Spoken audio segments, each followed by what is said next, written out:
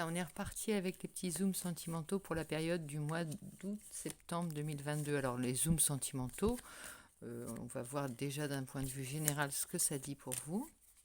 Et ensuite on ira zoomer d'un point de vue sentimental, relationnel, amoureux, pourquoi pas amical. On verra un petit peu ce qui se passe du côté des relations humaines, on va dire. Alors c'est parti avec nos amis scorpions. Amis scorpions, bienvenue. Si tu es de passage sur la chaîne ou si tu es nouveau ou nouvelle, bienvenue à toi. J'en profite pour saluer mes nouveaux abonnés, Catherine, mes Catherine Scorpion, qui se reconnaîtront, et tous mes scorpions et scorpionnes adorés que je salue au passage. Donc je vous fais de gros bisous d'office. Oh, les cartes tombent, les cartes volent, c'est pas grave, on ne se laisse pas impressionner. Et on y va avec l'énergie pour toi, ami poisson, ami scorpion qui passe par là. L'énergie de cette période, donc d'août-septembre 2022. On va voir un petit peu qu'est-ce qui t'anime, dans quelle énergie tu es. Et alors on a la transformation totale, l'arcane numéro 13, non, rien de moins que ça. On était peut-être déjà dans ces énergies un petit peu de grand nettoyage, on va dire, de grands chamboulements, de grands remaniements de ta vie. Remaniement et renaissance aussi. Hein. On balaye ce qui doit l'être et on fait le grand ménage. Hein. C'est la récolte, c'est la renaissance, c'est un petit peu le... on n'y va pas, on y va avec la faux, regarde. La faux, c'est l'arcane de la mort. Alors bien entendu, pas de mauvais présage dans cette carte. Il s'agit simplement d'une énergie de transformation, de mort et de renaissance qui est une des arcanes du tarot qui indique que le renouveau est derrière le grand nettoyage. Hein, c'est ça. Donc, elle est très bénéfique, cette carte. Hein. Elle est très bénéfique parce que ça veut dire qu'il y a une volonté de renouveau hein, dans ton jeu, ami Scorpion. Donc, on va prendre aussi, pour compléter mon oracle, afin de essayer de déterminer, de préciser cette grande transformation qui va avoir lieu dans ton... ou qui a déjà eu lieu, hein, peut-être ça a déjà commencé. Tu sais, il y a l'impression que j'ai cette expression Attila, après Attila, l'herbe ne repousse pas, quelque chose dans le genre.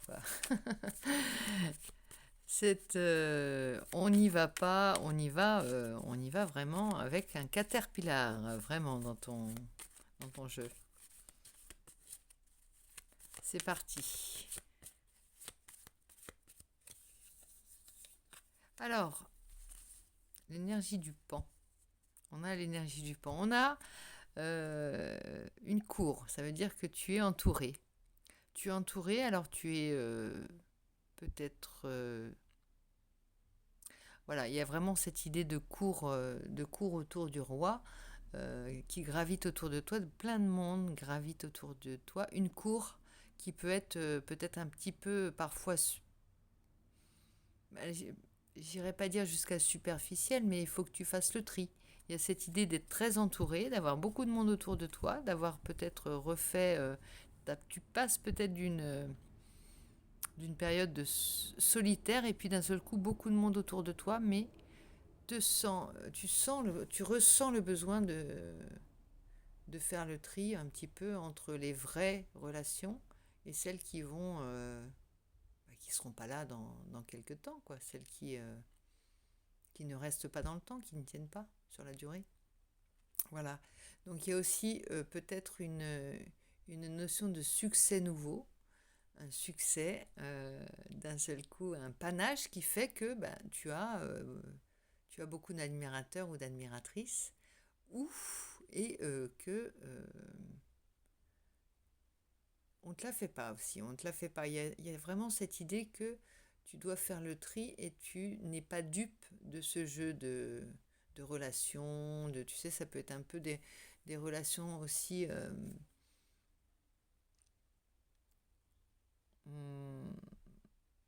c'est pas forcément des relations des proches, hein, ça peut être des relations de travail, de social, des relations euh, du fait de ta profession. Je vois une cour en tout cas, vraiment une cour qui gravite autour de toi et qui est nombreuse, hein. Donc attention aussi à, à ne pas tomber dans la vanité. Ça parle d'ego aussi, cette carte-là, d'ego qui prend un peu, tu vois, le fait de t'entourer à nouveau, d'avoir une cour, d'avoir des admirateurs, hein, ça peut être ça, d'avoir du succès.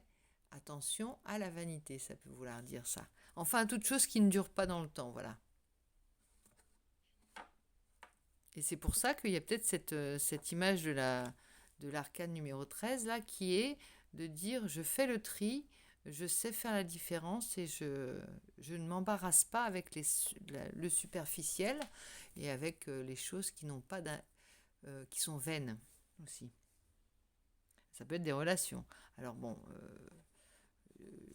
c'est pas, il ne s'agit pas de faire le vide autour de soi, hein, il s'agit de faire simplement preuve de discernement, d'humilité et de choses comme ça.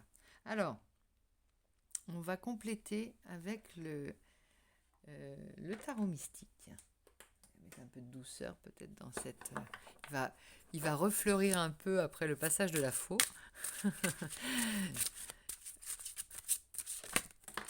Et ça saute dans tous les sens. On y va. On a des arcanes majeurs qui ont sauté en message annexe. On a la force et le fou. La force et le fou. T'es peut-être un petit peu bousculé en ce moment avec tous ces... Alors le fou, ça viendrait compléter l'histoire du fou du roi. Tu as peut-être dans ta cour un conseiller qui sait t'aider dans... te faire reconnaître tes vrais amis. Voilà, ou c'est peut-être simplement ta conscience ou ta grande psychologie, hein, en matière d'humanité. Et tu as le fou qui est là, aussi le fou du roi, qui lui montre le vrai visage de sa cour, hein, et aussi de le vrai, qui agit comme un miroir face au roi, hein. Donc, et on a aussi la force. Alors la force, c'est là, ça me parle d'une épreuve de force vraiment par rapport à toi qui d'un seul coup est entourée. Tu gères pas forcément cette nouvelle cour que tu as autour de toi. On reste dans cette image de la cour, hein. Mais tu gères peut-être pas forcément cette cour et du coup, ça t'oblige à aller chercher des ressources que tu avais plutôt laissées en sommeil, en dormance, c'est-à-dire eh bien, être constamment stimulé par le monde, les sorties, les invitations, euh, les propositions d'invitation, les rendez-vous, les choses comme ça. Il y a une effervescence que tu vas devoir dominer, tu vas devoir maîtriser, avec laquelle tu vas devoir faire. Donc, je ne sais pas si c'est français ce que je dis, mais bon, tu comprends. Mais derrière, on a l'étoile, là, dis donc, tu as trois forces, trois cartes, pourtant je les avais mélangées, hein, trois cartes qui sont sorties avec l'étoile, la foi. Ça veut dire aussi, regarde au plus loin dans le virage, tu sais, regarde au plus loin sur ta route, comme ça, tu n'as pas la tête dans le guidon ou dans le volant et tu vas y arriver en fait. Te sens pas submergé. Peut-être un petit surmenage aussi par rapport aux invitations, par rapport à un rythme que tu n'as pas l'habitude d'avoir, peut-être aussi. Un rythme social que tu n'as pas l'habitude d'avoir, et ça veut dire regarde au loin, tu vas y arriver. Et puis c'est pas forcément des mauvaises choses, hein, d'être entouré, d'avoir du succès, d'avoir des invitations, c'est plutôt bénéfique. À toi de faire le tri et de faire ce travail d'avoir ce discernement et cette force. C'est un petit challenge, voilà, ce mental pour affronter, pour être toujours au mieux de ta forme, on va dire. Et de ta superbe, hein, puisque le pan, c'est quand même la superbe. Alors on y va, on va voir un petit peu ta situation de départ, préciser cette situation de départ où on parle de grande transformation et en même temps de monde qui gravite autour de toi. On a la reine de coupe. Eh bien, tu as attiré ce monde, hein, visiblement. Tu étais dans une énergie de reine de coupe, c'est-à-dire que tu as donné beaucoup de ta personne, beaucoup de ta gentillesse, de ta bienveillance. Tu as attiré, tu as invité peut-être toi-même aussi. Et voilà que tu as... du coup, tu as la cour qui vient autour de toi. Alors, il y a... Normalement, avec cette reine... La reine de coupe, elle ne regarde... Elle donne avec... sans compter, elle donne avec toute sa générosité, elle donne sans peur d'être sans retenue, tu vois. Il n'y a pas de méfiance par rapport à la reine de coupe. Elle aime et elle montre ses émotions, ses sentiments. Elle est généreuse. Donc voilà. Et la générosité n'attire pas forcément que des gens sincères donc, autour de toi. Donc c'est normal que tu récoltes ce succès et cet entourage, beaucoup de monde autour de toi, même peut-être des gens très bien et pas de superficiel. Hein. En tout cas, il y a vraiment du succès et beaucoup de... Alors là, peut-être d'amis, hein, on peut parler d'amis, il n'y a pas forcément une cour superficielle, c'est plutôt des amis, c'est plutôt amical, c'est plutôt des proches, tu t'es entouré de proches, des personnes que tu n'avais peut-être pas vues depuis longtemps ou avec qui tu avais ou avec qui les relations s'étaient un peu distendues, et bien voilà que tu renoues avec le monde. Alors on a le 7 de coupe qui vient te dire également que attention peut-être pas au miroir aux alouettes, non c'est pas ça que attention aux désillusions, mais ça tu connais de toute façon les désillusions, voilà, c'est pour ça que tu restes vigilant quand même par rapport à ça. Et attention, alors il y a beaucoup de possibilités, hein, c'est pas forcément négatif le 7 de coupe, c'est que tu as plein de lumière qui s'allument et plein de possibles qui s'allument dans ton ciel, tu vois, plein d'étoiles qui s'éclairent dans ton ciel, et d'un seul coup, ça pétille dans ton entourage, et du coup, ça te donne beaucoup d'espoir, beaucoup de possibilités, ça t'ouvre beaucoup de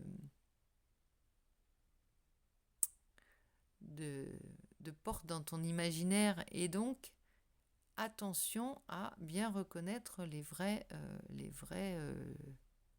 pas prendre des vessies pour des lanternes, voilà. Puisque là c'est vraiment les guides aussi, les bons guides, à suivre les bons guides, ça me donne cette image-là aussi. Suis les bons guides, hein, mais tu as des bons conseillers, on te l'a dit. Donc ça, c'est ce qui va venir peut-être en, en bémol hein, autour, mais ça t'était déjà au courant, puisque les cartes se succèdent et nous confirment les choses. Ne te referme pas comme une huître, en fait, ça dit. Regarde, ne te referme pas comme une huître, mais juste regarde les vrais... mets tes lunettes de bon discernement. Voilà. Alors maintenant, on va voir un petit peu les choses que tu ne maîtriseras pas, qui viendront de l'extérieur et qui vont venir éclairer aussi, compléter ton ciel astral pour cette période. Eh bien, on a la reine d'épée, ce qui nous prouve que, voilà, avec... il y a la reine d'épée et la reine de coupe. Moi, j'adore ce couple de reines, en fait, puisque elle... Et ça vient dans les énergies de plusieurs signes, cette idée que on ne se prive pas d'être généreux ou généreuse, d'être gentil et comme on aime l'être, d'être bienveillant et voilà, on laisse les vannes de son cœur ouvertes. Néanmoins, elle regarde avec sa longue vue. Elle reste aux aguets, elle reste vigilante. Elle sait que elle est déjà tombée, on l'a déjà déçue, elle a déjà été, voilà. Il y a ça. Il y a vraiment cette idée-là, mais bon, on est sûr de soi et on se prive pas. On se prive pas de rêver surtout, tu vois. On ne se prive pas de voir au loin. On reste pas. On surfe sur cette énergie d'entourage, d'être dans le succès, d'être entouré, d'être dans le cœur, dans les coupes aussi. On surfe là-dessus, tu vois. On fait des réserves aussi. Ah bah voilà, le tarot mystique, c'est la carte du jeu, pardon pour ça. Donc on va voir un petit peu la synthèse, la nouvelle situation qui va survenir en fait, qui va découler de cette période. On a la tour. Et bien là, ça vient confirmer qu'il y a un grand chamboulement. Hein. Il y a l'ancien monde qui n'est plus, qui n'a plus lieu d'être. Et il n'y aura plus que le vivant, le survivant, c'est-à-dire le véritable, le vrai qui va rester dans ta vie, dans ton univers. C'est un ménage que tu as fait volontairement, hein, ça me parle de ça. C'est un ménage qui te semble nécessaire. On ne s'embarrasse plus, on s'allège, on se débarrasse, on fait du grand vide, on fait du grand nettoyage, mais en même temps on sait que, regarde, il y a une sérénité quand même. Le monde s'écroule, là, l'ancien monde s'écroule, mais nous on est serein. On attend le nouveau. Alors il y a peut-être, c'est aussi une zone de turbulence, un moment de turbulence. Ça me dit que c'est pas calme en ce moment chez toi, ami Scorpion. C'est pas calme du tout, mais tu sais que déjà c'est un changement qui va être rapide, peut-être un petit peu bousculant, mais radical. Et donc il faut que ça aille très vite. Il faut qu'on passe directement à la renaissance et à autre chose, à ton nouveau monde, ton nouveau ciel plein d'étoiles. Il faut vraiment que ça passe par ça. Tu es peut-être même à l'initiative totalement de ce changement. Hein. C'est pas quelque chose qui te tombe dessus, hein, comme le ciel qui te tomberait sur la tête. Non, non, non. Ça vient naturellement dans ton jeu. Un grand changement. Alors, je sais pas si ça va concerner tous les scorpions, mais en tout cas, c'est la période du renouveau total, du changement, je dirais pas définitif, mais irrévocable peut-être, oui. Irrévocable. Alors, j'ai envie quand même de compléter avec mon oracle, prendre une nouvelle carte pour toi, ami Scorpion. Un petit conseil de cet oracle par rapport à l'attitude à avoir et la sortie de tempête, tu sais. Une fois que tout sera rentré dans l'ordre. Ça va un peu avec la météo parce qu'actuellement, il y a le ciel qui s'emporte, effectivement, et ça peut sembler être... tu peux être sensible à ça. C'est peut-être intérieurement ce que tu ressens aussi. Alors on garde quand même, on a de la ressource, on est sûr de ses ressources, on est sûr de ses réserves aussi, et on est sûr de regarder dans la bonne direction pour soi. On est sur le bon chemin, on a pris confiance et je pense que tu es vraiment à l'initiative de ce changement parce que regarde, cette carte-là, c'est la carte de la source, des ressources et du potentiel exacerbé, du potentiel exploité que l'on se connaît et dont on est sûr on ne s'est pas lancé comme ça dans ce grand chambardement sans avoir un minimum pris conscience de ses ressources et de ses capacités, tu vois. Il y a ça. On en a sous le coude, là, c'est pas sous le coude en l'occurrence, mais on en a encore. On sait qu'on en a. On ne craint pas le déluge. On ne craint pas le déluge. Voilà, donc je vais compléter maintenant par le cirque divin, l'oracle du cirque divin. J'ai mis un peu le bazar avec les cartes qui se sont mélangées. Donc on y va avec le cercle divin pour voir un petit peu quel personnage va découler de ces chamboulements dans ta vie. Alors c'est incroyable, hein. J'ai l'impression qu'il y a un gros réveil sur les scorpions, une grosse prise de conscience, un grand chamboulement, aussi bien extérieur qu'intérieur. C'est l'année de la révolution des scorpions. On y va.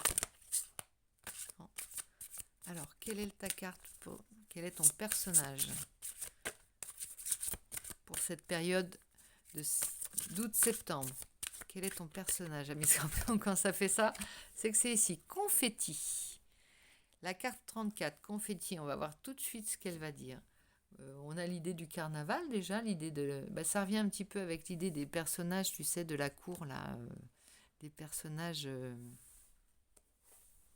d'une cour nombreuse, ça peut être ça. On va voir ce que ça dit, on va pas inventer. On va écouter la guidance. Alors, tu vas bientôt avoir quelque chose à fêter d'ici peu. une grosse victoire, un avantage symbolique qui indique que le meilleur reste à venir. Un doux succès vient à ta rencontre. Prépare-toi à le fêter. Voilà, il y a aussi, il n'y a pas que du ménage, il y a aussi des choses à célébrer, des grosses victoires qui t'attendent. Donc, c'est peut-être ça que tu regardes. Les fruits de ton grand changement, de la mue qui s'est opérée en toi, mi Scorpion. Voilà, sur ces bonnes paroles, je vais te souhaiter une excellente soirée et te dire à très vite et bien sûr te faire plein de gros bisous. À bientôt.